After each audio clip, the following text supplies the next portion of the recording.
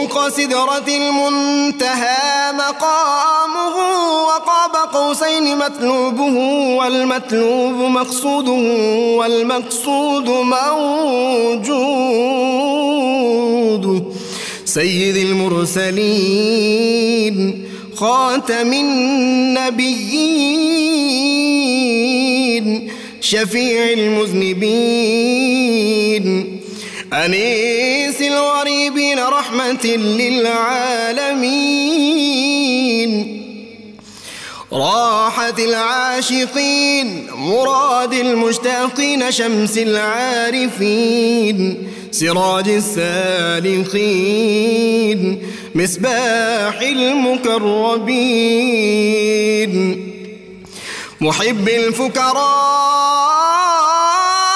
والغرباء واليتامى والمساكين سيد الثقلين نبي الحرمين إمام القبلتين وسيلتنا في الدارين صاحب قاب قوسين محبوب رب المشرقين ورب المغربين جد الحسن والحسين مولانا ومولى الثقلين سيدنا أبي القاسم محمد بن عبد الله نور من نور الله يا أيها المشتاقون بنور جماله بلغ العلا بكماله كشف الدجى بجماله حصنت جميع خصاله صلوا عليه وآله وأصحابه وسلموا تسليما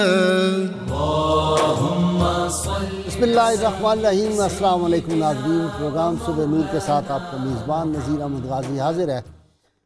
ناظرین کرام، حضرت ابو انیس محمد برکت علی صاحب رحمہ اللہ کی تالیف اسماء النبی الکریم صلی اللہ علیہ وآلہ وسلم سے ایک اسم مبارک پڑھنے کی سعادت حاصل کر رہا ہوں۔ سیدنا الراکع صلی اللہ علیہ وآلہ وسلم، ہمارے سردار رکوع فرمانے والے، درود و سلام بھیجے اللہ آپ صلی اللہ علیہ وسلم، آپ کی آل پاک اور آپ کے صحابہ کرام پر۔ حضرت انس بن مالک رضی اللہ تعالیٰ عنہ سے روایت ہے کہ حضور نبی کریم صلی اللہ علیہ وآلہ وسلم نے ارشاد فرمایا، رکوع اور سجود کو قائم رکھو، قسم اس ذات کی جس کے قبضہ قدرت میں میری جان ہے، جب تم رکوع اور سجود کرتے ہو تو میں تمہیں دیکھتا ہوں کہ تم کس کیفیت میں رکوع اور سجود کرتے ہو۔ حضرت عبداللہ بن عباس رضی اللہ تعالیٰ عنہ سے روایت ہے کہ حضور اکرم صلی اللہ علیہ وسلم جب رکوع فرماتے تو پشت مبارک کو بالکل سیدھا فرما لیتے، یہاں تک کہ اگر آپ صلی اللہ علیہ وسلم کی پشت مبارک پر پانی بھی رکھ دیا جاتا تو وہ ٹک جاتا۔ ناظرین کرام، سید عالمین صلی اللہ علیہ وسلم کو جیسے غلام، جیسے رفیق میسر آئے، میں یہ بات بارہا دہرا چکا ہوں کہ تاریخ عالم اس کی مثال پیش کرنے سے عاجز ہے۔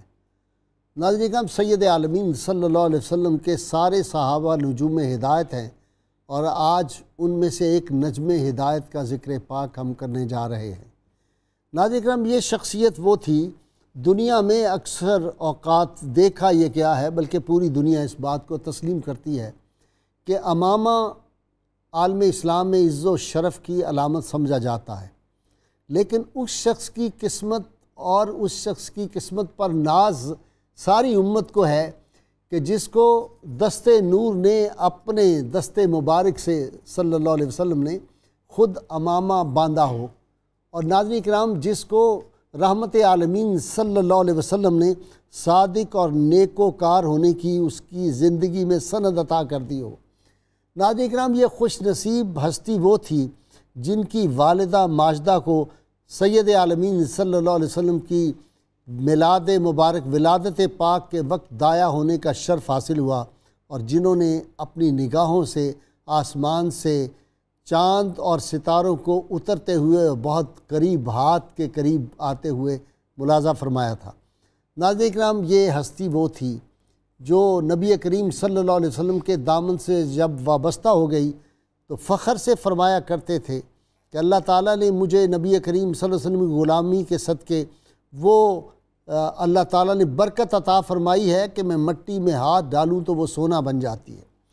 ناظرین کرام، ان کو قرب مصطفیٰ اتنا حاصل تھا کہ سفر و حضر میں سید عالمین صلی اللہ علیہ وسلم کے ہم رکاب رہے، اور اسلام کے لیے، اسلام میں داخل ہونے کے لیے جو اولین راہ صدق و ہدایت کے جو راہی تھے ان میں ان کا شمار ہوتا ہے، سابقون الاولون میں ان کا شمار ہوتا ہے۔ اور ناظرین کرام، پھر اس راہ میں، راہ حق و صداقت کے لیے انہوں نے جو قربانیاں دیں، دین کو، اپنے دین کی خاطر اپنے وطن کو، گھر بار کو چھوڑا، سارا مال و دولت چھوڑ دیا، اور بالکل کوئی چیز اپنے ساتھ لے کر نہیں گئے۔ لیکن پھر جب اللہ کا کرم ہوا اور نبی کریم صلی اللہ علیہ وسلم کی توجہات کے صدقے یہ اتنے امیر تھے کہ لوگ ان کی امارت پہ رش کیا کرتے تھے، یہ ایسے سخی تھے کہ لوگ ان کی سخاوت پہ رش کرتے تھے۔ ناظرین کرام، ان کا امت پہ ایک بہت بڑا احسان ہے۔ انہوں نے ساری امت کے لیے ایک ایسی حدیث کے یہ اکیلے راوی ہیں جس پہ ساری امت کو فخر ہے، اور ساری امت کے میں سمجھتا ہوں کہ امید اور عشق رسول کو ایک مہمیز ملتی ہے۔ سید عالمین صلی اللہ علیہ وسلم مدینہ منورہ میں بھی گئے ہیں، اور ایک روز آپ صلی اللہ علیہ وسلم کہیں باہر تشریف لے گئے۔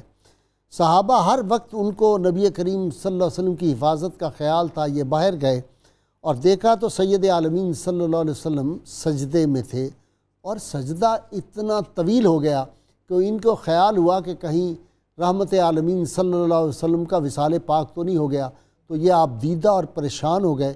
جب قریب گئے تو ان کی آہٹ کی وجہ سے آپ نے سر اقدس کو اٹھایا اور ان کی طرف دیکھ کے پوچھا، عبد الرحمن بن عوف تم پریشان لگتے ہو، کیا ہوا، کیوں پریشان ہو؟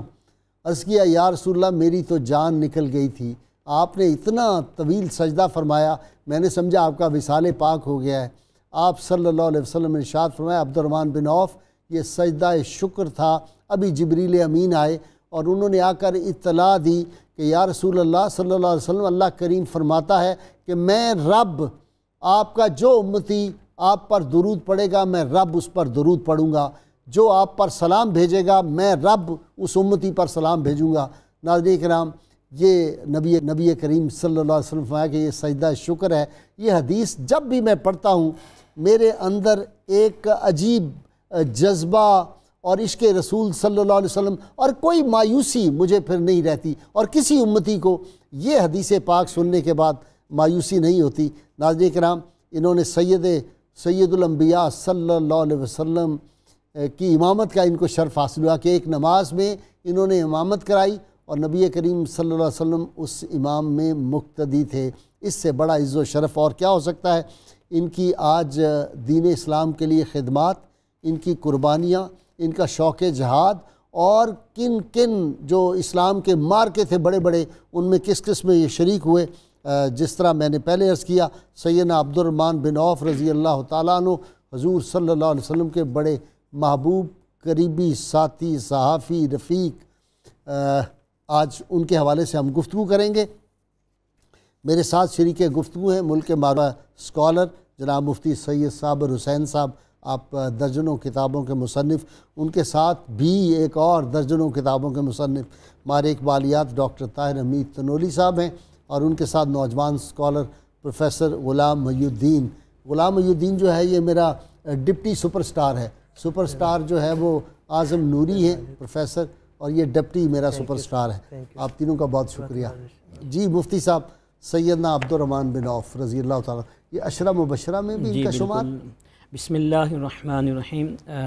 غازی صاحب، سب سے پہلے میں ان کا مختصر تعارف پیش کروں گا، اور اس کے بعد ان کے چند اعزازات کا تذکرہ اختصار کے ساتھ بیان کروں گا۔ حضرت عبد الرحمن بن عوف رضی اللہ تعالی عنہ جلیل القدر صحابہ کرام میں سے ہیں، اور آپ اسلام سے قبل عبد عمر اور ایک روایت کے مطابق عبد الکعبہ کے نام سے موسوم تھے۔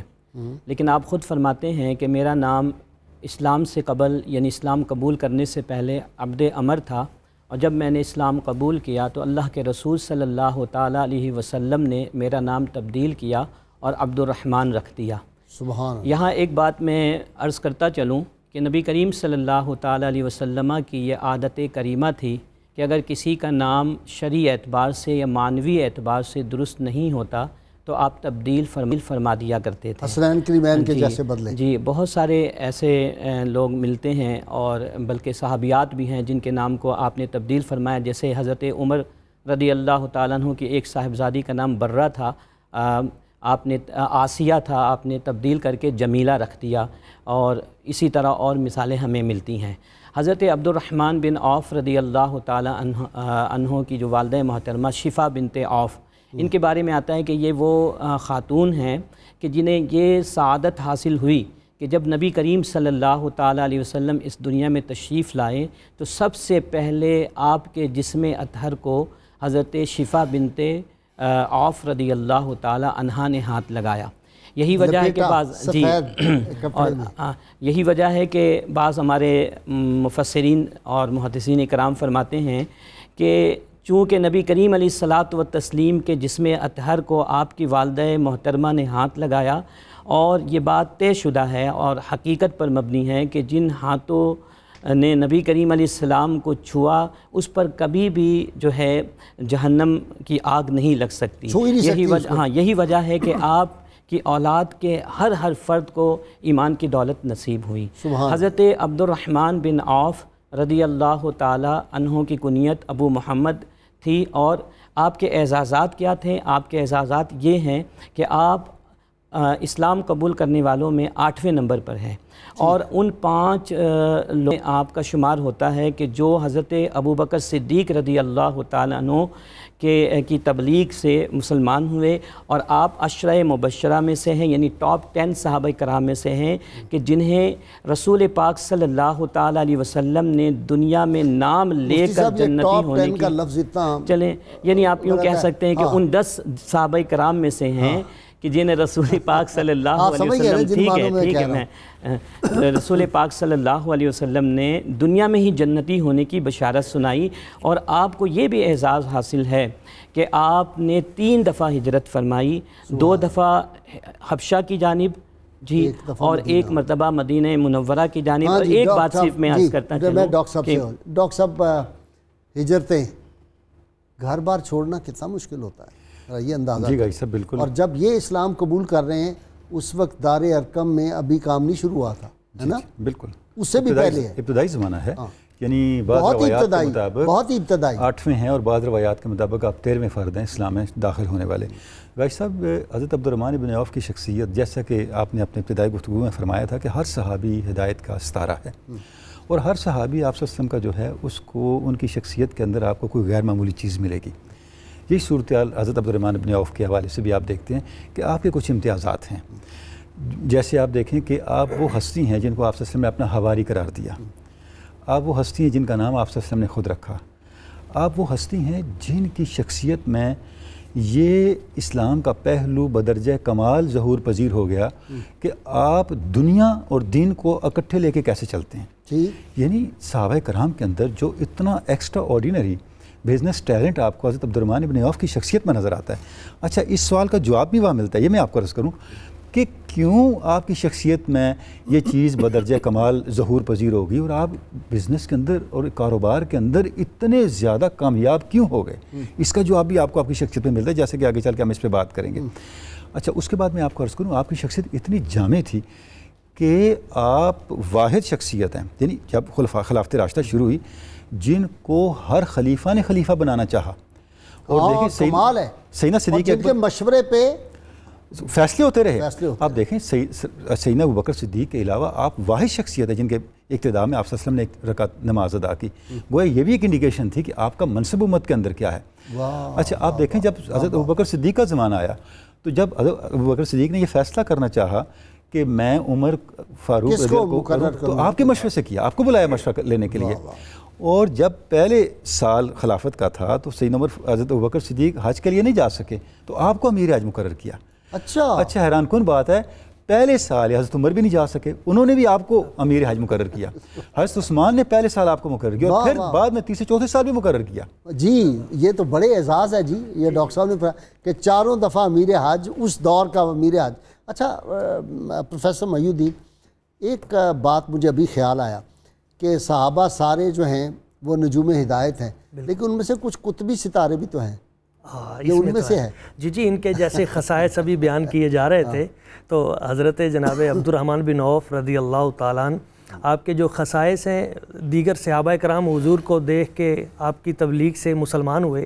آپ یمن کے علاقے میں جایا کرتے تھے بطور تجارت، تو وہاں پہ ایک مرتبہ ایک بہت بڑا آدمی تھا، اسقلان اس کا نام ہے یمن میں، اور بہت بزرگ ضعیف تھے، عیسائی تھے، لیکن جس وقت حضرت عبد الرحمن بن عوف گئے تو پوچھا من این انت، آپ کہاں سے آئے ہیں؟ تو کہا جی تم مکہ، میں مکہ شریف سے آیا ہوں۔ تو پوچھا، کہا ابشرو کا بشارہ ہی اللہ کا خیر من التجارہ، کیا میں تجھے وہ بشارت نہ سناؤں جو تجارت سے اعلیٰ ہے؟ عرض کیا جی بالکل۔ تو کہا جاؤ پھر آپ کے شہر مکہ میں ایک ہستی وہ طلوع ہو چکی ہے، انہوں نے اعلان نبوت کر دی ہے، ان کی بارگاہ میں جائیے اور جا کے ان سے میری نعت سنائیے۔ انہوں نے نعت لکھی، جی ایک نعت لکھی اور کہا میری یہ نعت جا کے حضور کی بارگاہ میں پیش کیجئے اور انہیں یہ کہیے گا میری طرف سے فَكُن شَفِيعِي إِلَى مَلِيكٍ یَدُ الْبَرَايَا إِلَى، تو کہا حضور کی بارگاہ میں جا کے کہیے حضور ایک بوڑھا غلام ہے آپ کا، وہ آپ کو بن دیکھے مان گیا ہے، اور وہ جو کتاب اللہ تعالیٰ نے آپ پہ نازل کرنی ہے اس کو بھی مانتا ہے۔ حضور کرم نوازی فرمائیے مجھے اپنی امت میں شامل کیجئے اور حشر کے میدان میں میری شفاعت ضرور کیجیے۔ سبحان اللہ سبحان اللہ۔ تو نبی کریم صلی اللہ علیہ وسلم حضور کی بارگاہ میں یہ آئے، ان کو ابھی پتہ نہیں تھا کہ حضور نے اعلان نبوت کر دیا، اعلان کر دیا ہے، تو جناب سیدنا صدیق اکبر رضی اللہ تعالیٰ عنہ آپ سے ملے اور پوچھا کہ حضور کے بارے میں، انہوں نے کہا چلو آپ کو لے کے چلتے ہیں۔ آپ سیدہ خدیجہ الکبریٰ سلام اللہ علیہا آپ کے ہاں تشریف فرما تھے، تو حضور نے جب دیکھا تو چہرہ دیکھتے ہی فرمایا یہ بڑا خیر والا چہرہ ہے اور مجھے اس میں برکت نظر آ رہی ہے۔ تو جب آپ آ کے بیٹھے بتایا نہیں تو حضور نے فرمایا مجھے کوئی یمن کی بات تو سناؤ۔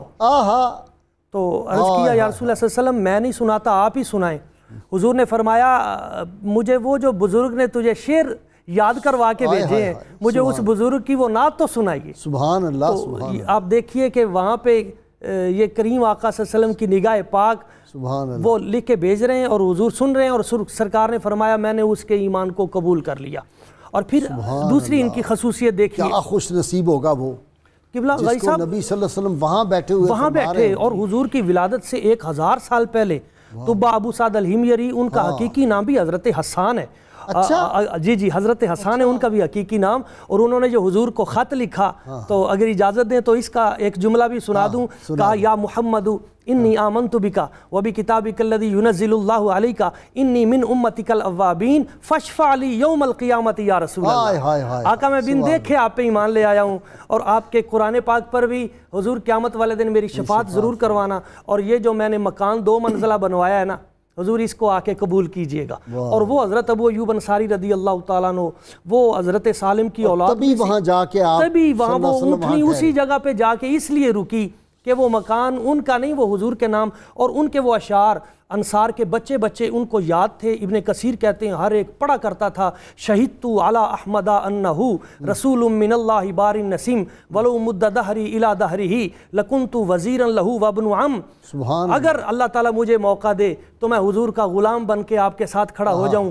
وجاہدت بالسیف اعداءہ، حضور کے دشمنوں سے آپ کی ناموس کے لیے ساری زندگی لڑتا رہوں۔ وفرجت عن صدرہ کل ہم، حضور کے سینے سے ہر غم کو میں دور کر دوں۔ تو یہ حضور نے جب سنا، اور وہ خط ابھی آپ کو پتہ نہیں چلا، یہ وہ مزے کی بات ہے۔ حضور مدینہ شریف آ رہے ہیں، حضرت ابو ایوب انصاری رضی اللہ تعالیٰ عنہ اس خط کے وارث ہیں 1000 سال پہلے کے، اپنے غلام ابو لیلہ کو وہ خط دے کے بھیجا کہ حضور آ رہے ہوں گے رستے میں، حضور کو جا کے دیجئے گا کہ یہ آپ کے ایک دیوانے نے 1000 سال پہلے خط لکھا ہے۔ حضور ایک درخت کے سائے میں آرام کر رہے تھے، وہ آگے گزر گیا، حضور اٹھے اور فرمایا اے صدیق اکبر وہ جو بندہ جا رہا ہے نا اس کو واپس بلا لو۔ اب وہ 1000 سال پہلے وہ واپس آئے تو حضور نے فرمایا انت ابو لیلہ، تیرا نام ابو لیلہ نام؟ فرمایا ہات الکتاب، وہ خط نکالو وہ جو میرے نام لکھا گیا ہے۔ اور پھر حضور نے فرمایا لا تسبوا تبعا فإنہ کان من المسلمین، فرمایا کبھی بھی طبہ کو گالی نہیں دینی، میں نے اس کے ایمان کو قبول کر لیا ہے۔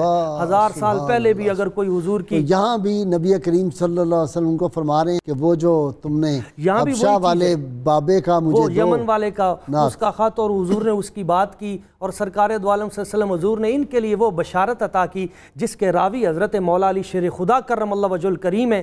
آپ کہتے ہیں حضور نے فرمایا ہوا امین فی السماء و امین فی الارض، یہ میرے عبد الرحمن بن عوف وہ ہیں جو آسمانوں پر بھی امین ہیں اور زمین پر بھی امین ہیں۔ سبحان اللہ جی، کیا شان ہے جی۔ جی آپ ایک بات کرنے لگے تھے، میں ڈاکٹر صاحب کی طرف کیا؟ جی میں ان کے اعزازات کا تذکرہ کر رہا تھا، اس کا ذکر ڈاکٹر صاحب نے کر دیا، میں آگے بات بڑھاتا ہوں کہ حضرت عبد الرحمن بن عوف رضی اللہ تعالیٰ عنہ کی ایک وجہ شہرت جو ہے وہ آپ کی تجارت اور آپ کی جو مال و دولت اور آپ کا اہل ثروت ہونا ہے اور کامیابی۔ ہاں جی، ایک دفعہ نبی کریم صلی اللہ علیہ وسلم کی بارگاہ میں آپ نے 4000 دینار پیش کیے۔ نبی کریم علیہ الصلاۃ والتسلیم نے پوچھا کہ یہ تم کہاں سے لائے؟ تو آپ نے کہا میرے پاس 8000 دینار تھے، جن میں سے 4000 میں نے اپنے گھر والوں کے لیے چھوڑ دیا اور 4000 آپ کی بارگاہ میں پیش کر رہا ہوں۔ تو نبی کریم علیہ السلام نے وہاں پہ دعا فرمائی اور فرمایا کہ بارک اللہ لک فیما امسکتا و فیما آتیتا، کہ اللہ تعالیٰ تمہارے ان دیناروں میں بھی برکت دے جو تم گھر چھوڑ آئے ہو، اور ان دیناروں میں بھی برکت دے جو تم یہاں لے کر آئے ہو اللہ کے راہ میں خرچ کرنے کے لیے۔ اور پھر آپ فرماتے ہیں کہ اس کے بعد میرے مال و دولت میں اتنی برکت ہوئی کہ میں یہ سوچتا تھا کہ اگر کسی نہیں، یہ حدیث مبارک کے الفاظ کچھ اس طرح ہے کہ مجھے اگر میں کسی پتھر کو بھی اٹھاتا تو مجھے یہ گمان غالب ہوتا کہ اس پتھر کے نیچے سے مجھے سونا یا چاندی ملیں گی۔ حضرت عبد الرحمن بن عوف، مجھے بریک لینی مفتی صاحب، اور یہ مٹی سونا بنتی ہے اور یہ صحابہ کرام کے دستے مبارک جو تھے ان سے تو بنتی تھی، یہ بات کہ اولیاء سے بھی بنتی رہی ہے۔ حضرت فضیل بن عیاض رحمۃ اللہ علیہ کا بھی واقعہ مشہور وہی ہے کہ انہوں نے بھی جا کے مٹی کے اتنے بڑے ڈھیلے کو ہاتھ لگایا، یہودی نے ٹیسٹ لیا تھا تو وہ سونے میں تبدیل ہو گئی۔ ناظرین کرام، یہ اہل محبت کے تذکرے ہیں، یہ وہ تذکرے ہیں جن کو سن کے آدمی کے عشق رسول کو ایک عظمت اور مہمیز ملتی ہے، عز و شرف ملتا ہے، اور یہ وہ ہستیاں ہیں جن کا ذکر پاک جب آدمی کرتا ہے تو آدمی کی خطائیں اور اس کے گناہ معاف ہوتے ہیں۔ یہ ذکر پاک سننے کے لیے اور اس کے ابھی اور بڑی اہم واقعہ اور ایمان افروز واقعات ابھی ہم نے بیان کرنے۔ وعلى آله وصحبه وبارك وسلم۔ ویلکم بیک ناظرین کرام، سیدنا عبد الرحمن بن عوف رضی اللہ تعالیٰ عنہ بدری صحابی ہیں، اور جتنے بدری صحابی ہیں ان کا مقام یہ تھا کہ قرآن حکیم نے فرمایا رضی اللہ عنہم و رضوا عنہ، وہ اللہ سے راضی ہو گئے، اللہ ان سے راضی ہو گیا۔ اور احد میں ان کے جسم پہ 20 زخم آئے تھے، اور ان کی ٹانگ جو تھی وہ مستقل اس پہ اتنا گہرا زخم تھا کہ ساری زندگی یہ لنگڑا کر چلتے تھے۔ جی مفتی صاحب، ان کے کامیابی کے اصول کیا تھے؟ اتنے بڑے تجارت ان کی تھی، آخر یہ برکت یقیناً پیچھے سے جو نبی کریم علیہ السلام کی دعا کا نتیجہ لیکن اصول کیا تھے ان کے؟ اب دیکھیں آپ صلی اللہ علیہ وسلم کی دعا کا نتیجہ دیکھیں کہ روایتوں میں آتا ہے کہ جب آپ کا وصال ہوا تو آپ نے جو ترکہ چھوڑا اس کی مالیت یا دینار کے حساب سے ہم کریں تو 3 ارب 10 کروڑ اور 20 لاکھ دینار کی مالیت کے برابر آپ نے ترکہ چھوڑا۔ اس قدر اللہ تعالیٰ نے آپ کو مال و دولت عطا فرمائی تھی۔ یہ نبی کریم علیہ السلام کی دعا کا اثر تھا۔ حضرت عبد الرحمن بن عوف رضی اللہ تعالیٰ عنہ ایک کامیاب تاجر تھے۔ روایتوں میں آتا ہے کہ جب مدینہ منورہ ہجرت کر کے آئے اور نبی کریم علیہ الصلاۃ والتسلیم نے مواخات جو قائم فرمائی تو حضرت سعد بن ربیع رضی اللہ تعالیٰ عنہ کو آپ کا بھائی قرار دیا۔ حضرت سعد بن ربیع بھی مدینہ منورہ میں ایک اہل ثروت آدمی تھے، تو انہوں نے کہا حضرت عبد الرحمن بن عوف سے کہ میرے 2 باغات ہیں، 2 بیویاں ہیں، ایک باغ جو آپ کو پسند ہے میں آپ کو الاٹ کر دیتا ہوں، اسی طرح بیویوں کا معاملہ بھی ہے۔ تو آپ کے اندر اس قدر خودداری اور قناعت تھی کہ آپ نے کہا کہ نہیں، آپ کو یہ سب مبارک ہو، مجھے صرف بازار کا راستہ بتلا دیجیے۔ حضرت عبد الرحمن بن عوف رضی اللہ تعالیٰ عنہ ایک ماہر تاجر تھے، کیونکہ آپ کے آباء و اجداد بھی جو ہے تجارت کے پیشے سے وابستہ تھے، آپ کے والد محترم بھی بہترین تاجر تھے۔ ایک دفعہ کسی نے آپ سے پوچھا حضرت عبدالرحمن بن عوف سے کہ آپ اتنے ماہر تاجر ہیں اور تجارت میں آپ نے اتنی کامیابیاں حاصل کیں، تو اس کی وجہ کیا ہے، اس کے پیچھے جو ہے کون سے اصول آپ نے اختیار کیے ہوئے ہیں؟ تو آپ نے فرمایا کہ میں نے 4 اصول اختیار کیے ہوئے ہیں تجارت کے اندر۔ آج کے تاجروں کے لیے آپ کے یہ اصول ایک بہترین جو ہے نمونہ بھی مشعل رہا۔ نمبر 1 یہ کہ میں ادھار پر کوئی چیز نہیں لیتا، جو پیسے میرے ہوتے میں اسی پر لیتا۔ نمبر 2 یہ کہ میں کسی کو ادھار پر کوئی چیز نہیں دیتا، یعنی نقد کا معاملہ کیا کرتا تھا۔ تیسرے نمبر پہ آپ نے فرمایا کہ میں اپنے مال کا اسٹاک نہیں کیا کرتا، اگر تھوڑے منافع پر بھی کوئی چیز جو ہے بک جاتی تو میں اس کو بیچ دیا کرتا۔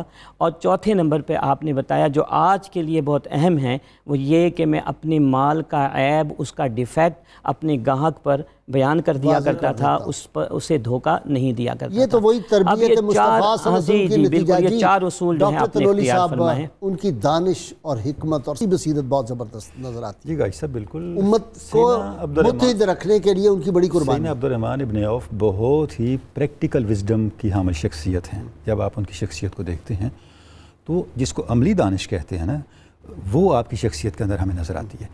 تمام خلفائے راشدین کے آپ مشیر تھے، بلکہ یہ کہنا چاہیے کہ تمام خلفائے راشدین کے ادوار میں سیاسی اور دینی معاملات میں آپ کی رائے پہ عمل کیا جاتا تھا۔ اچھا، اس کے اندر ایک بڑی اہم بات جس کو ہمیں اگنور نہیں کرنا چاہیے، ہمارے ایک نمونے کے طور پہ سامنے آتی ہے، وہ یہ ہے کہ آپ کی بصیرت اور آپ کی مشاورت کے اندر ایک بے نفسی کا پہلو آپ کو غالب نظر آتا ہے، جس کو آج ہم کنفلکٹ آف انٹرسٹ کہتے ہیں۔ اس کا لحاظ جتنا حضرت عبدالرحمن ابن عوف کی شخصیت میں، میں 2 مثالیں دوں گا۔ دیکھیں، جب حضرت عمر فاروق نے فرمایا کہ چاہا کہ حضرت عبدالرحمن ابن عوف کو اپنا نائب مقرر کریں، تو آپ نے فرمایا نہیں، تو آپ نے کمیٹی قائم کر دی۔ جب کمیٹی قائم ہوئی، اس کے اندر کمیٹی کو آپ نے ہدایت کی، اگر تمہارا اتفاق عبدالرحمن ابن عوف پہ ہو جائے تو پھر تم ان کو فالو کرنا۔ یہ اتنے اہل ہیں، اتنے امین ہیں، اتنے باصلاحیت ہیں کہ امت کو منزل تک لے کے جائیں گے۔ جب عبدالرحمن ابن عوف نے سب کی مشاورت لی تو آپ نے فرمایا کیا ایسا نہیں کہ میں اپنے آپ کو الگ کر لوں اور میں آپ کے بارے میں فیصلہ کروں؟ یعنی آپ الیکشن کمشنر کی ذمہ داری پہ آ گئے اور اب آپ نے اپنے آپ کو آئسولیٹ کر لیا، اور آئسولیٹ کر کے جب فیصلہ کرنے لگے تو سیدنا علی مرتضیٰ نے فرمایا بالکل، کیونکہ آپ آسمانوں میں بھی امین ہیں اور زمینوں میں بھی امین ہیں، جو فیصلہ آپ کریں گے۔ اچھا، جب عثمان غنی کا زمانہ آیا، ایک کالر لے لیں ذرا۔ جی جی، السلام علیکم۔ جی وعلیکم السلام، آفتاب عالم عرض کر رہا ہوں جی، کراچی سے۔ جی بھائی آفتاب، فرمائیں سوال آپ کا۔ اچھا، سوال یہ ہے کہ آپ کا مزار پاک کہاں ہے؟ دوسرا، ان کی والدہ محترمہ کا نام ذرا دوبارہ بتا دیں۔ تیسرا، حضرت عبدالرحمن بن عوف رضی اللہ تعالیٰ عنہ کی جو خوبی ہے، آپ صلی اللہ علیہ وسلم نے فرمایا تھا کہ میرے وصال کے بعد امہات المومنین کا جو شخص خیال رکھے گا وہ سب سے خیر والا ہوگا، وہ حضرت عبدالرحمن بن عوف کی ذمہ داری لگائی گئی۔ ٹھیک جی، ان کا جو مزار ہے وہ تو جنت البقیع میں ہے۔ سیدنا عثمان ذوالنورین نے ان کا جنازہ پڑھایا۔ ان کی والدہ کا نام پہلے مفتی صاحب بھی بیان کر چکے، حضرت شفا رضی اللہ تعالیٰ عنہ تھا۔ جی پروفیسر غلام محی الدین صاحب، ان کے حواری جنت میں کون؟ جی قبلہ غازی صاحب، یہ بڑا اہم سوال ہے۔ یہ حواری رسول ان کو کیوں کہا جاتا ہے؟ جی، نبی اکرم صلی اللہ علیہ وآلہ وسلم آپ نے ان کو اپنی ازواج مطہرات کی خدمت کے لیے بھی مامور فرمایا تھا۔ حضور نے حضرت عائشہ صدیقہ رضی اللہ تعالیٰ عنہ آپ کو فرما دیا تھا کہ میرے جانے کے بعد ایک ہستی ہوگی جو بار ہوگی، صادق ہوگی، صابر ہوگی اور شکر گزار ہوگی۔ یہ 4 خوبیاں ہوں گی تو وہ تمہاری خدمت کریں گے۔ اچھا، دوسری بات یہ ہے کہ نبی اکرم صلی اللہ علیہ وسلم آپ نے صرف ان کی رفاقت کو بیان نہیں فرمایا، بلکہ ایک دن حضرت عائشہ صدیقہ رضی اللہ تعالیٰ عنہ آپ سے فرمایا، الا ابشرکی، میں تمہیں خوشخبری نہ سناؤں؟ تو قالت بلا، عرض کی یا رسول اللہ صلی اللہ علیہ وسلم ضرور فرمائیے۔ حضور نے فرمایا، ابو کی فی الجنہ ورفیقہ ابراہیم، تمہارے باپ حضرت صدیق اکبر جنت میں اور وہ رفیق ہوں گے حضرت جناب سیدنا ابراہیم علیہ السلام کے۔ عمر فی الجنہ ورفیقہ نوح علیہ السلام، حضرت عمر نوح علیہ السلام کے رفیق ہوں گے۔ عثمان فی الجنہ ورفیقہ انا، عثمان غنی جنت میں ہوں گے تو وہ میری رفاقت میں ہوں گے۔ علی فی الجنہ ورفیقہ یحییٰ بن زکریا، اور آگے فرمایا کہ طلحہ فی الجنہ ورفیقہ داؤد علیہ السلام، اور زبیر فی الجنہ، حضرت زبیر، ان کے بارے میں فرمایا ورفیقہ اسماعیل، اور فرمایا حضرت سعد بن ابی وقاص فی الجنہ ورفیقہ سلیمان علیہ السلام، اور حضرت عبدالرحمن بن عوف آپ کے بارے میں فی الجنہ ورفیقہ عیسیٰ بن مریم۔ अबू उबैदा बिन जर्राह फिल जन्ना व रफ़ीक़हु इदरीस अलैहिस्सलाम, सईद बिन ज़ैद फिल जन्ना व रफ़ीक़हु मूसा बिन इमरान। तो हुजूर ने इन 10 के जन्नत में मकामात और जिन जिन को रफ़ाकत मुयस्सर है वो भी बता मुस्तक़बिल में जन्नत में रफ़ाकत और जन्नत में, और सैयद आलमीन सल्लल्लाहु अलैहि वसल्लम ऐसे है जैसे सारे जन्नत के मनाज़र को देख रहे हैं। और ये भी फरमाया हुजूर ने यहाँ पे ख़ास बात कि अव्वलु मन यदखुलुल जन्नता मिन अग़नियाई उम्मती हुआ अब्दुर्रहमान बिन औफ, जन्नत में मेरी उम्मत के अगनिया में से,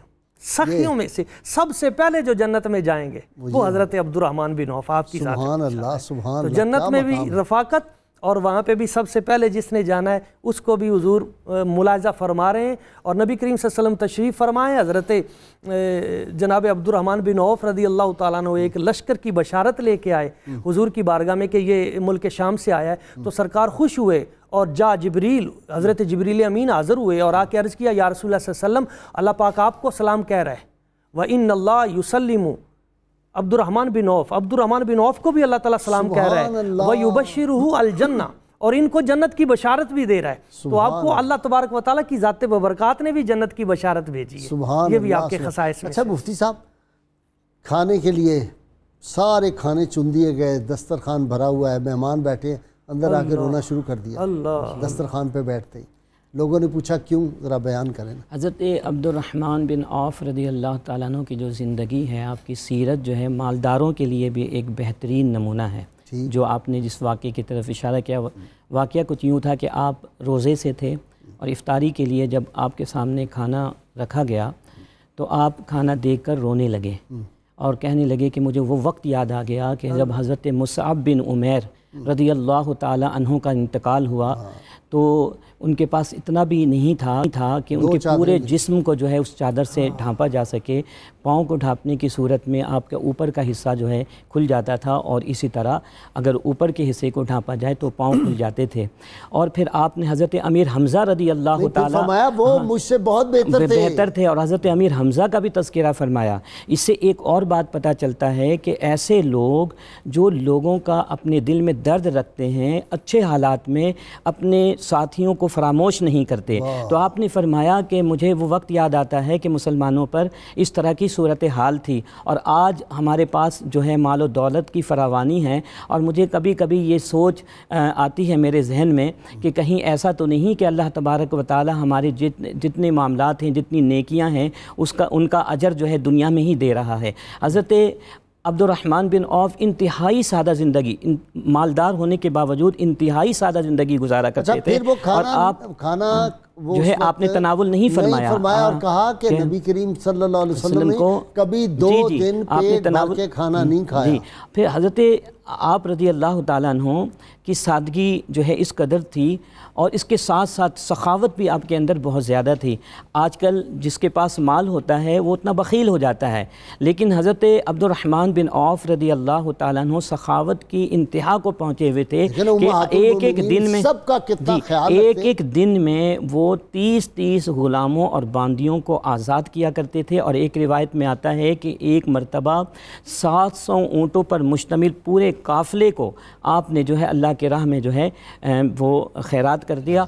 और इसी तरह हज़रत अब्दुर्रहमान बिन औफ रज़ी अल्लाह ताला अन्हु सिर्फ जब लोगों पर एहसान फरमाते हैं तो एहसान फरमाने के बाद उसका इजहार नहीं करते। यही वजह है कि मुफस्सिरीन कराम फरमाते हैं कि जो सूरह अल-बकरा की आयत नंबर 262 है कि जिसमें अल्लाह ने इरशाद फरमाया कि अल्लज़ीना युनफ़िकूना अम्वालहुम फ़ी सबीलिल्लाह सुम्मा ला युतबिऊना मा अनफ़क़ू मन्नन वला अज़ल लहुम अजरुहुम इंद रब्बिहिम वला खौफ़ुन अलैहिम लहुम अजरुहुम इंद रब्बिहिम वला खौफ़ुन अलैहिम वला हुम यहज़नून, कि जो लोग अल्लाह के राह में अपने माल को खर्च करते हैं और ख़र्च करने के बाद जो है एहसान और अज़ियत का मामला नहीं करते तो उनके लिए उनका अजर उनके रब के पास है। अच्छा डॉक्टर ताहिब तनोली, ये देखें आप कि उम्महातुल मोमिनीन को हज़ारों दिनार जाके पेश कर देते थे और वो आगे तकसीम फरमा दिया करती थी। ये जो नबी करीम सल्लल्लाहु अलैहि वसल्लम के जो अहले बैत हों, जो आप सल्लल्लाहु अलैहि वसल्लम के ताल्लुक़ वाले आपके रिश्तेदार आइज़ा हों, उनका एहतराम भी इससे हमें पता चलता है कि कितना उनका ख्याल रखना बिल्कुल ऐसा ही है, कितना ज़रूरी है। और जैसे हम बात कर रहे थे, इसमें एक और पहलू ज़रा गौर आप फरमाएं कि हजूर सल्लल्लाहु अलैहि वसल्लम के जो साथी हैं उनके बारे में कोई हर्जा सराई करे, उम्महातुल मोमिनीन के تو یہ تو نبی کریم صلی اللہ علیہ وسلم کو نعوذ باللہ اذیت دینے والی بات نہیں ہے؟ ویسے یہ سوائے بغض کے کوئی ایسی جسارت نہیں کر سکتا، کیونکہ تاریخ آپ کے سامنے ہے، ان لوگوں کا کردار آپ کے سامنے ہے، اور آپ صلی اللہ علیہ وسلم نے اپنی حیات پاک میں فرمایا ام سلمہ کو کہ میرے بعد جو بہت شفیق میرا ساتھی ہے وہ تمہارا خیال رکھے گا۔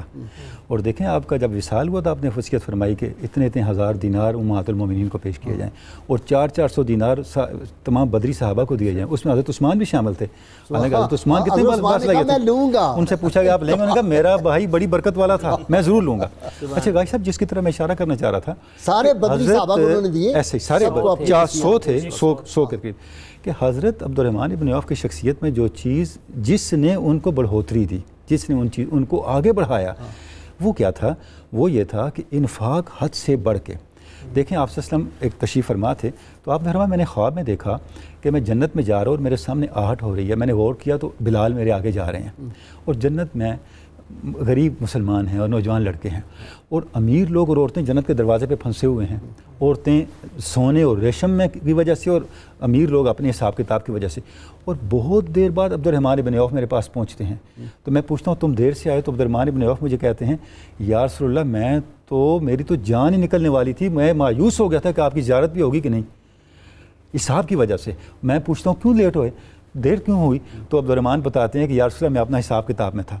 اچھا، اب جب عبد الرحمن ابن عوف نے یہ سنا تو آپ تھوڑا پریشان ہو، تو جبریل امی کی طرف سے میسیج پیغام آیا کہ عبد الرحمن ابن عوف کو کہو کہ یہ اپنے مال کو یتیموں پہ خرچ کرے، مہمانوں پہ خرچ کرے، مسکینوں پہ خرچ کرے، حاجت جن کی ہے ان کی حاجت روائی کرے، اور جن کا نان نفقہ ان کے ذمے ہے اس کو ترجیح دے، تو ان کے مال کا تزکیہ ہو جائے گا۔ اب تزکیہ کا ایک مطلب ہے مال پاک ہو جائے گا، اور تزکیہ کا ایک مطلب ہے اس میں اضافہ ہوگا، اس میں فروغ ہوگا۔ غازی صاحب، عبد الرحمن ابن عوف کی شخصیت اتنا بڑا مالدار ہونے کے باوجود، آپ دیکھیں جو میں عرض کرنا چاہ رہا ہوں، ایک اور بات، یہ رزق حلال تھا، بالکل، اس کے باوجود حساب کتاب میں دیر لگ گئی۔ اچھا غازی صاحب دیکھیں، جو لوٹا ہوا مال ہوگا، جو غازی صاحب اس کا تو میں عرض کرتا ہوں، یہاں ذکر کرنا ہی اس پاکیزہ ذکر کو خراب کرنے والی بات ہے، اس نحوست کو جو یہ بدنصیبی ہے، جو بدنصیبی ہے ہماری سوسائٹی کی، بدنصیبوں کو پتہ چلے کہ قوم کا مال جو لوٹا ہوا ہے، اس میں جو قوم کا مال لوٹ گئے، یہاں جو لوگ مر جاتے ہیں دوائیوں کے بغیر، جو گندے پانی کو پی کے مرتے ہیں، اس کا ذمہ دار وہ ہیں،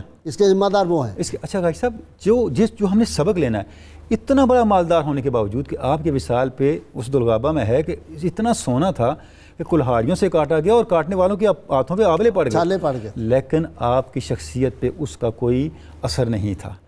جیسا میں پہلے مثال دے رہا تھا، وہ جو امارت کی رونق ہوتی ہے وہ دیکھیں، جب حضرت عثمان غنی، حضرت عمر نے کہا تم نے خلیفہ بن، آپ نے انکار کیا، حضرت عثمان نے اپنے غلام کو بلایا، جب دوسری دفعہ حضرت عثمان بیمار ہوئے تو اپنے غلام کو بلایا کہ وصیت لکھ دو کہ میرے بعد عبد الرحمن ابن عوف ہوں گے خلیفہ، تو آپ نے وہاں پہ ایک دعا کر لی۔ السلام علیکم۔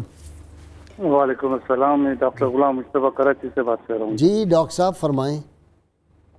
کیا حال ہے سر؟ آپ ٹھیک ٹھاک ہے؟ اللہ کا شکر ڈاکٹر صاحب، میں آپ کا بہت بڑا فین ہوں، آپ سے میں آپ کا فین ہوں ڈاکٹر صاحب۔ نہیں، میں آپ کے دعا کے لیے میں نے درخواست کی تھی، لگتا ہے آپ نے دعا نہیں کی، اس لیے میرے کام نہیں ہو رہے کچھ۔ انشاءاللہ اللہ اپنے حبیب مکرم صلی اللہ علیہ وسلم کے تصدق آپ کے سارے کام حل کر دے گا، جائز کام ہو جائیں، آپ دعا کیجیے گا۔ اور میرا یہ سوال تھا کہ میرا نام بھی یاد رکھیے، غلام مصطفیٰ، آپ نے خصوصی دعا بھی یاد کیجیے گا، میں بہت بڑا فین ہوں آپ کا۔ انشاءاللہ بہت بہت دعا آپ کے لیے۔ جی میرا یہ سوال تھا کہ حضرت عبد الرحمن عوف، جناب سیدنا عبد الرحمن عوف کے جو ہے نا وہ کتنے بہن بھائی تھے؟ تو وہ خاندان میں جی کوئی ہے جی ذہن میں؟ مفتی صاحب ان کی اولاد کے حوالے سے اولاد تو کافی ان کی تھی، 3 یا 4 بھائی ہیں ان کے، ملتے ہیں، ان کے نام بھی ملتے ہیں۔ اچھا غازی صاحب، جو میں عرض کر رہا تھا کہ جب نہیں وہی 3 جیسے آپ نے فرمایا 3 بھائیوں کا ذکر اولاد تو 31 کے قریب مجھے لگتا ہے، جو میں نے پڑھا وہ 28 ہے، 20 لڑکے یعنی بیٹے تھے اور 8 بیٹیاں ہیں، 8 بیٹیاں۔ بس اس اچھا غازی صاحب، میں نے کوئی کیلکولیٹ کیا تھا 31 وہ ملا کے اتنا ہی جتنا آپ نے فرمایا۔ اچھا میں یہ عرض کر رہا تھا کہ جب حضرت عثمان نے وصیت لکھوائی تو آپ نے دعا کی یا اللہ مجھے عثمان سے پہلے اٹھا لیں۔ بے نفسی کا یہ عالم، بے نفسی کا یہ عالم، یعنی کہ اتنا بڑا، اور آپ کی 6 مہینہ پہلے حضرت عثمان کی شہادت سے 6 مہینہ پہلے آپ کا وصال ہو گیا۔ جی پروفیسر محی الدین، دسترخوان پہ بیٹھا ہوا آدمی اور سارے اعلیٰ قسم کے کھانے ہوں، اور اس وقت رسول اللہ صلی اللہ علیہ وسلم یاد آئے تو وہ کھانے سے ہاتھ اٹھا لیں۔ جی اور رو پڑتے تھے، حضور کے فقر کی وجہ سے اور خود بہت سادہ کھانا کھاتے تھے، لوگوں کو اچھا کھانا کھلاتے ہیں. ایسے ہی ہے، بالکل آپ کی زندگی کا یہی وتیرہ ہے. بلکہ ایک مرتبہ حضرت ام سلمہ رضی اللہ تعالیٰ عنہ آپ کے پاس جا کے رونے لگے. تو پوچھا اماں جی نے کہ آپ روتے کیوں ہیں، کیا وجہ ہے؟ تو عرض کیا اماں جی مجھے ڈر اس بات کا ہے کہ وہ جو نعمتیں اللہ تعالیٰ نے اتنی زیادہ مجھے عطا کر دی ہیں، کہیں جنت کی نعمتیں چھن نہ جائیں، اللہ بیلنس نہ ہو جائیں، یہ نہ ہو جائے. تو اس وقت تو حضرت ام سلمہ رضی اللہ تعالیٰ عنہ آپ نے فرمایا نہیں بیٹا آپ گھبرائیں نہ، بلکہ کثرت کے ساتھ اللہ تعالیٰ کے راستے میں اس کو خرچ کرتے رہیں. اسی اچھا اپنا پروفیسر محی الدین، اس طرف ہم نے تینوں نے نہیں غور کیا، حسن باطنی کے ساتھ حسن ظاہری بھی بہت تھا. جی بالکل ایسے ہی یہ بڑے وجیب تھے، قداور تھے اور حسن بڑا تھا، اور بڑی زلفیں دراز تھی. کس طرح کی بیٹی جی کسرا آپ کی زوجہ تھی، اس کا نام تھا غزال، کسرا کی بیٹی. جتنی آپ کی شادیاں ہوئیں سرداروں کی بیٹیوں کے سرداروں کی، جو دومت الجندل آپ سے نے بھیجا تو فرمایا جب تمہیں وہاں پہ فتح ہو جائے، کامیابی ہو جائے، بادشاہ کی بیٹی، تو بادشاہ کی بیٹی سے تمہاری شادی ہوگی. اور نفیس ذہن کے مالک تھے. روایتوں میں یہ بھی آتا ہے کہ زمانے جاہلیت میں بھی آپ شراب کو ہاتھ ہی نہیں لگایا تھے. اور ایک اور ان کی جو بہت خاص بات ہے وہ یہ ہے کہ چند صحابہ کرام ایسے ہیں کہ جنہیں رسول پاک صلی اللہ علیہ وسلم کی حیات ظاہرہ کے اندر جو ہے یعنی آپ کی موجودگی میں فتویٰ دینے کی اجازت تھی. حضرت عبد الرحمن بن عوف رضی اللہ تعالیٰ عنہ ان صحابہ کرام میں سے ایک تھے کہ نبی کریم علیہ الصلاۃ والتسلیم کی موجودگی میں بھی آپ لوگوں کو مسائل بتایا کرتے تھے. اور پھر بعد میں بھی یہ معاملہ چلتا رہا. حضرت عمر فاروق رضی اللہ تعالیٰ عنہ کئی مرتبہ جو ہیں اپنے معاملات کی انجام دہی میں آپ سے مشورہ لیا کرتے تھے، یعنی آپ صاحب الرائے بھی تھے. یہ نفاست کا ذکر ہوا، آپ واحد شخصیت ہے جی کہا واحد شخصیت ہے جن کے لیے آپ سے نے ریشم بھی حلال کیا، ریشم جائز کرا، یہ ان کی خصوصیت ہے. جی جی جی صرف ان کے لیے ایکسیپشن. اچھا ایک مرتبہ آپ کے بیٹے نکلے ریشم پہنا ہوا تھا، عمر فاروق نے بلایا، یہ تم نے کیا پہنا؟ ادھر سے پکڑا اور پھاڑ دیا. تو حضرت عبد الرحمن بن عوف آئے، کہا عمر آپ جانتے نہیں آپ سے نے مجھے اجازت دی. فرمایا ہاں آپ کو دی ہے، بیٹے کو نہیں دی. یعنی اتباع سنت مصطفیٰ اس کا درجہ کی تھی. اور پھر آخر میں حضرت عمر فاروق رضی اللہ تعالیٰ عنہ آپ کے بارے میں کہتے ہیں ایک مرتبہ آپ تشریف لائے تو کہا جاء الحق فانت عندنا عدل، آپ ہمارے نزدیک عدل ہیں. یعنی وصف عدل ان میں اس قدر زیادہ تھا. اور پھر نبی کریم صلی اللہ علیہ وسلم آپ نے ایک مقام پہ یہ بھی اچھا جی عشرہ مبشرہ میں سے کسی نے شراب کو ہاتھ نہیں لگایا اسلام لانے سے پہلے بھی وہ پاک تھے. اور ان کو وصیت بھی حضور نے فرمائی تھی کہ جس وقت دومت الجندل میں جاؤ تو وہاں پہ لا تقتل ولیدن، کسی بچے کو قتل نہیں کرنا، ولا امراتن ولا شیخن فانین، کسی بزرگ کو. یہ حضور کی تعلیمات ہیں کہ حالت جنگ میں بھی دشمن سامنے ہو تو اس وقت بھی تم نے کسی، آج کچھ اس قسم کے آپ دیکھ رہے ہیں قبلہ غائی صاحب برما میں جو صورتحال ہے روہنگیا کے مسلمان اور کس طرح ان کے پاؤں اور ہاتھ اور یہ ظلم و ستم، اور UN بھی اس پہ خاموش ہے، ہماری جو پورے اسلامی ممالک کے حکمران ہیں وہ بھی اس پہ خاموش ہیں، تمام عالمی ادارے جو کل تک امن کا راگ الاپنے والے، ان کو یہ سارے ظلم و ستم کہیں بھی نظر نہیں آ رہے. امت مسلمہ کی خاموشی. اور مجھے وہ قمر جلالوی کا شعر یاد آ رہا ہے جو ہم آپس میں کر رہے ہیں ہماری، کہ اتنے حصوں میں بٹ گیا ہوں میں، میرے حصے میں کچھ بچا ہی نہیں. تو قبلہ غائی صاحب اس کی طرف بھی ضرور ہمیں سب کو کرتے ہیں. کرتے ہیں. ناظرین کرام آپ تینوں کا بہت شکریہ. کتاب الشفا سے نسخے کا وقت ہو گیا. دشمن کے خوف سے نجات کے لیے روزانہ بلا ناغہ ایک جگہ اور ایک وقت میں 312 مرتبہ نبی کریم صلی اللہ علیہ وسلم کا اسم مبارک یا قریبوں کا ورد کرنے سے دشمن کا خوف دل سے نکل جاتا ہے. شرط یہ ہے اول و آخر 11 مرتبہ کوئی بھی درود پاک جو آپ کو آتا وہ ضرور پڑھیں. سیدنا علی مرتضیٰ شیر خدا فاتح خیبر رضی اللہ تعالیٰ عنہ فرماتے ہیں بے شک اللہ تعالیٰ ایسے لوگوں کو محبوب رکھتا ہے جو پاک دامن، حیا دار، پرہیزگار اور اس کی تقدیر پر راضی ہوں. ناظرین کرام حافظ مظہر الدین کا مجھے وہ یاد آتا ہے کلام. انہوں نے کہا وہ لٹی مساجد، وہ تباہ خانقاہیں شب و روز تک رہی ہیں میرے غازیوں کی راہیں، جہاں گردنیں کٹی ہیں، جہاں عصمتیں لٹی ہیں، کسی میر کارواں کو وہ پکارتی ہیں راہیں. سر کفر توڑنا ہے مجھے اے خدا عطا کر، کسی غزنوی کے بازو، کسی غزنوی کی باہیں. اللہ کریم سے دعا ہے اللہ تعالی ہمیں رسول رحمت صلی اللہ علیہ وسلم کی غیر مشروط محبت لامحدود وفاداری نصیب فرمائے. اللہ تعالی مملکت خدا داد پاکستان کو دیانتدار غیرت مند حکمران عطا فرمائے. اللہ کریم آپ کا حامی و ناصر ہو. نعرہ میرے ساتھ مل کے سب لوگ نعرہ لگائیے. میرے مہمان بھی تینوں نعرہ لگائیں گے. پاکستان کا مطلب کیا؟ لا الہ الا اللہ محمد الرسول اللہ۔